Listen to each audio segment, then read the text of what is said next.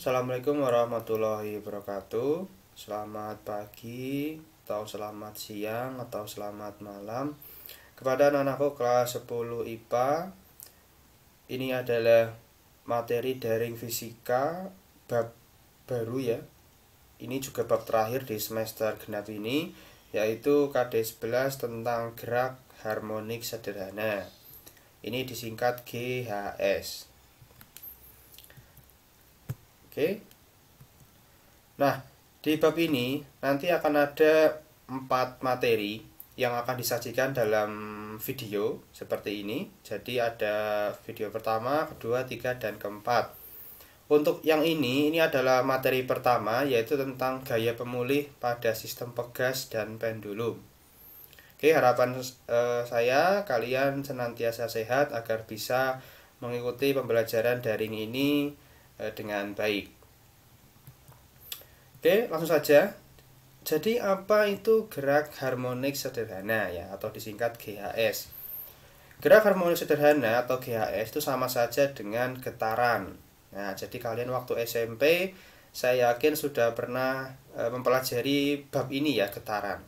Getaran didefinisikan sebagai gerakan bolak-balik di sekitar titik kesetimbangan. Bolak-balik di sini sama saja berulang. Jadi getaran dapat juga kita sebut gerak periodik ya. Jadi periodik itu karena berulang. Jadi sesuatu yang berulang ya, itu periodik namanya. Nah, gerak periodik ini disebut juga osilasi. Nah, GHS itu ya pasti memiliki sebuah titik kesetimbangan yang stabil. Jadi ada posisi setimbangnya yang tidak pernah berubah. Nah, bagaimana maksudnya? Saya akan menjelaskan kalian dengan sebuah animasi GHS atau getaran. Ini adalah GHS pada sistem pegas ya, getaran pada sistem pegas.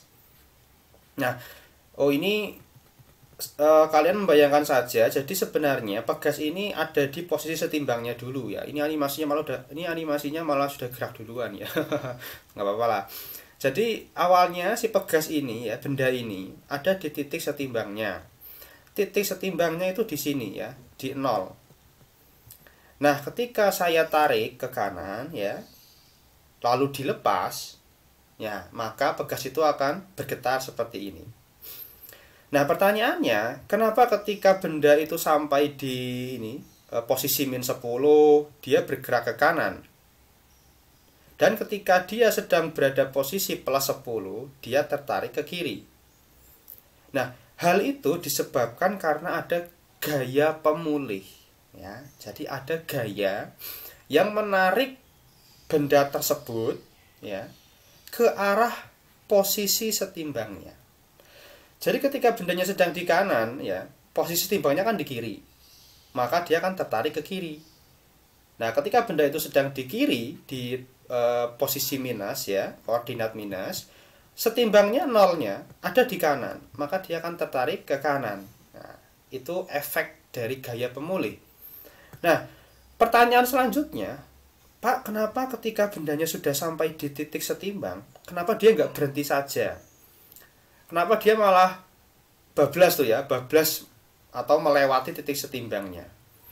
Nah, itu karena ketika benda itu sampai di titik setimbang, ya, dia sudah punya energi kinetik.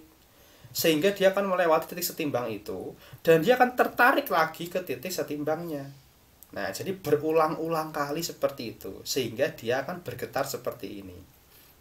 Oke, nah jadi sistem ini ya, ini mengabaikan gesekan ya. Jadi ini adalah sistem yang ideal.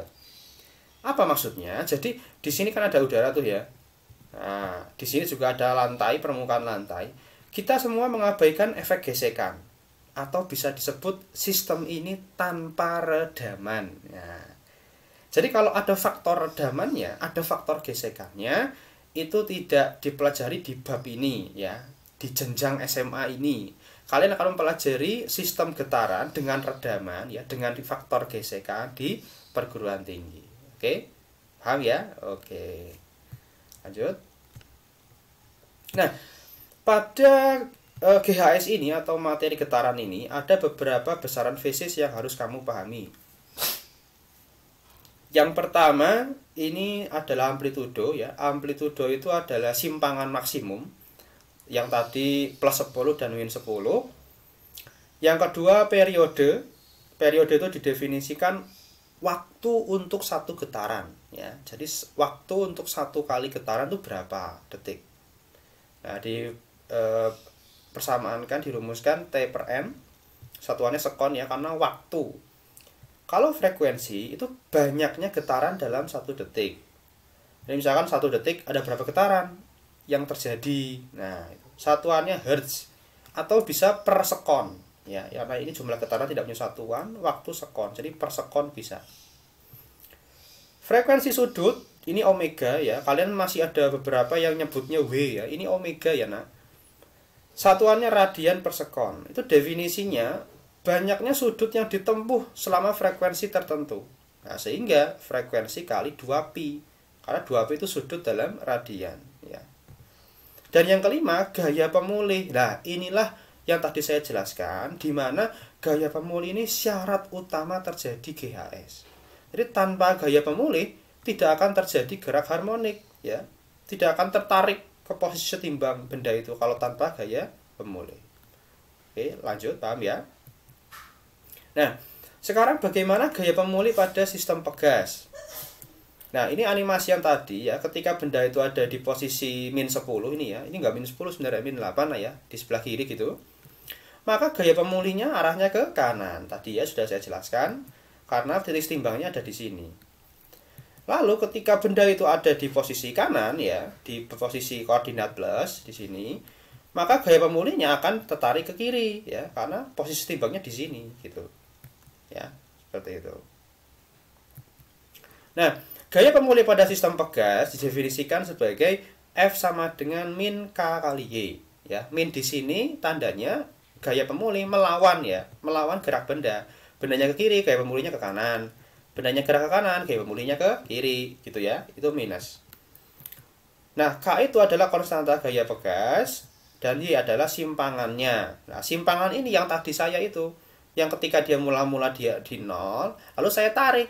Nah, saya tarik itu artinya saya simpangkan, oke? Misalkan saya tarik 10, lalu dilepas. Nah, berarti simpangannya 10. Paham ya? Yud. Nah, bagaimana menentukan konstanta gaya pada pegas? Nah, misalkan ada pegas 10 cm itu panjangnya ya. Lalu digantungkan beban 40 gram, maka molor pegasnya ya, bukan molor apa? Betapa panjang gitu ya bahasanya. Nah, 12 cm. Nah, ini delta L-nya berapa berarti? Berarti perubahannya 2 cm. Nah, menentukan konstanta pegas dengan hukum Hooke. Nah, ini hukum Hooke nanti akan dipelajari lanjut di kelas 11, tapi kamu sekarang ya nggak apa-apa. F sama dengan K kali delta L ya. Delta L itu perubahan panjang pegas. Nah, kita analisis seperti matematis biasa ya. Berarti kita dapatkan K sama dengan F dibagi delta L. Nah, ya begini ya. Lah, F itu apa? F itu gaya tariknya. Lah, gaya tariknya apa? Ya ini, beban itu kan. Kan yang menarik pegas ini beban. Maka jadinya gaya berat M kali G ya. Kita masukkan seperti biasa matematis, satuannya jadi SI semua ya, jadi kilogram, jadi meter. Gravitasi 10, kita dapatkan konstanta pegasnya 20 N per M, Newton per meter. Paham ya? Oke. Nah, sekarang gaya pemulih pada sistem pendulum atau ayunan sederhana. Nah, ini disebut ayunan sederhana karena sudutnya kecil sekali ya. Di sini sudutnya kecil. Dan sama dengan tadi kita mengabaikan faktor gesekan di sini. Jadi dalam bab ini tidak ada faktor redaman, tidak ada gesekan ya. Kita abaikan hal itu. Nah, ini ketika ada sebuah ayunan, dia disimpangkan ya. Titik setimbangnya ini, yang tengah ini garis merah. Maka benda itu pasti punya gaya berat ya mg. Nah, karena dia disimpangkan dengan sebuah sudut, maka gaya mg ini memiliki vektor komponen ya. Komponen sin yang di sini dan komponen cos ya. Sudut ini sama dengan ini. Nah, maka ketika dia dilepas ya, ini dilepas, maka dia akan berayun begini ya. Nah, maka yang menjadi gaya pemulihnya yang searah dengan geraknya berarti kan yang mg sin. Kalau yang ini kan enggak. Ya, berarti yang ini kan. Nah, berarti gaya pemulihnya itu yang ini, yang mg sin theta.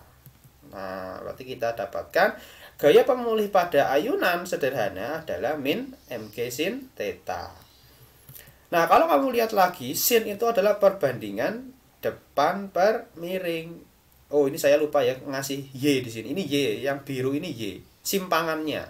Berarti depan per miring ya, Y per L. Nah, seperti ini. Nah, kita juga bisa dapatkan MGLY. Nah, ini sama saja dengan K atau konstanta ya. Nilainya kan tetap. M tetap, G tetap, L tetap. Jadi sebenarnya gaya pemulih ya yang pada ayunan bentuknya persamaannya sama ya, linear dengan yang pada sistem pegas kan min KY. K itu kan konstanta ya. Jadi MGL-nya kan di sini besaran yang tetap. Ya, jadi sebenarnya persamaannya ya sama ya dengan yang sistem pegas. Hanya saja analisisnya agak sedikit berbeda tergantung sistemnya. Paham ya anak-anak? Ya, ini keterangannya, massa beban, simpangan sama, L-nya panjang tali. Oke. Namanya massa beban ini ya. Oke. Nah, baiklah, jadi itulah materi yang pertama tentang gaya pemulih. Silakan, ini ada soal nomor 1 ya, bisa nanti dilihat sampai di pause. Ini sistem pegas, soal nomor 2 dan soal nomor 3. Nomor 2 dan nomor 3 tentang gaya pemulih pada sistem ayunan. Nah, seperti biasa, 3 soal ini silakan dikerjakan, difoto dan diupload. Kemana Pak? Ya, seperti biasa, ke e-learning kalian yang sudah tahu ini ya. Oke, e-learning saya. Silakan kamu cari pada menu KD gerak harmonik sederhana ya. Nanti nguploadnya di sini seperti kamu sudah tahu. Nah, usahakan nguploadnya dengan file PDF ya, biar saya mudah koreksinya. Tetapi kalau file gambar juga tidak apa-apa. Oke, di sini ya. Jangan lupa yang KD gerak harmonik sederhana.